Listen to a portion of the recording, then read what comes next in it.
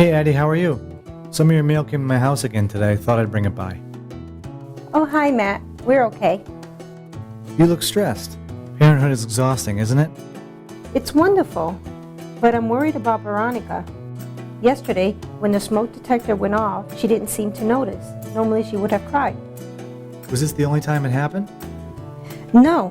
I noticed recently that she hadn't been responding to me the way that she usually does, so I made an appointment tomorrow with the doctor.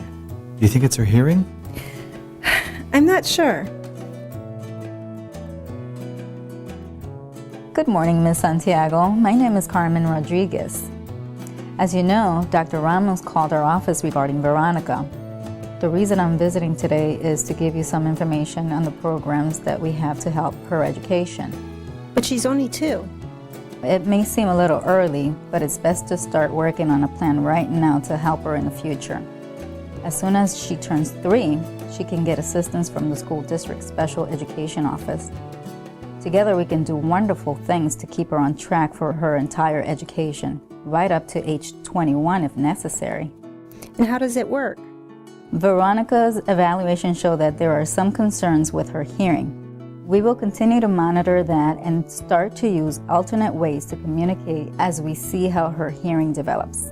In about 6 months, a team of people from the school will be brought in. It's called a Planning and Placement Team, or PPT, and they will look into continued evaluations as well as continue resources and services. Do I have any say on what happens? Of course, you're automatically a part of the PPT. The law says you have to be there. Other people will be there. The school principal or the assistant principal, a special education teacher, and a regular education teacher. The school will hold another meeting after the evaluations are done to figure out options. If the team agrees that Veronica has a disability and needs special education to learn, a plan will be written up. It's called an IEP, Individualized Education Plan. What happens if I don't agree with the evaluation? Or what's on the plan? What if I want a different evaluation or another kind of approach? The school will try to convince you that their evaluation is appropriate, but you can get an independent evaluation by someone who doesn't work for the school district. Either way, Veronica is guaranteed free and appropriate public education. You can also make suggestions about what you think will work.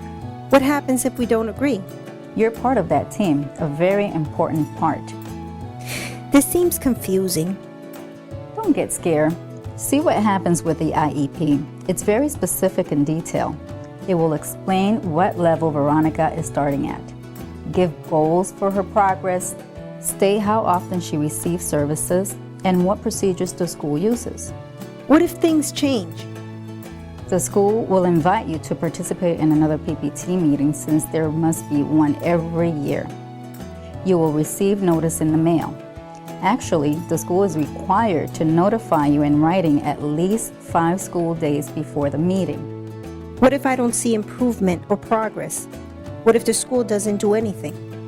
You can ask to have another PPT meeting to review the IEP and see if changes should be made. In fact, when you ask for a PPT meeting, the school is required to have it, and they have to review the IEP at least once a year anyway. If they don't, that's against the law. Usually things can be worked out at the PPT, but if not, and Veronica is not getting what she needs to learn, you can file a complaint with the State Department of Education. Wow, I didn't know all these things existed. Thank you for your help. I'm still scared, but feeling better about it now. We're here for you, and most of all, for Veronica.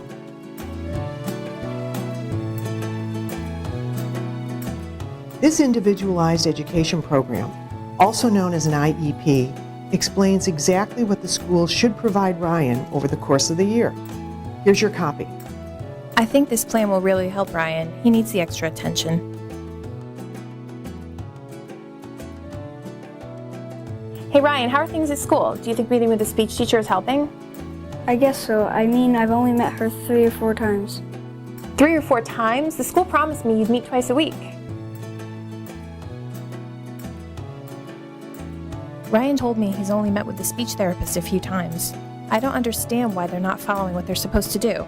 Did your sister have the same problems with her son? Not really. Did you get a copy of the IEP when his last report card came home? No, I didn't see anything. You're supposed to get one every time his grades are sent home, and it should show you how he's progressing. I haven't heard a word from anybody. You might want to call his teacher to see what's happening with the speech service.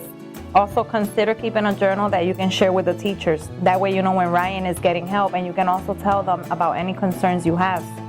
That's a good idea. That way I can show that I've asked for things. Don't forget, the school has to hold a PPT meeting if you ask for it. And at the PPT, all of the services and goals for Ryan will be looked at again. If changes need to be made, they can do that. I've heard of other parents asking for help and changes, and nothing happens. That's illegal. If a parent asks for a PPT meeting to discuss concerns and make changes, the school has to schedule that meeting. They can't ignore it. Okay, I think I'm going to ask for a meeting right away.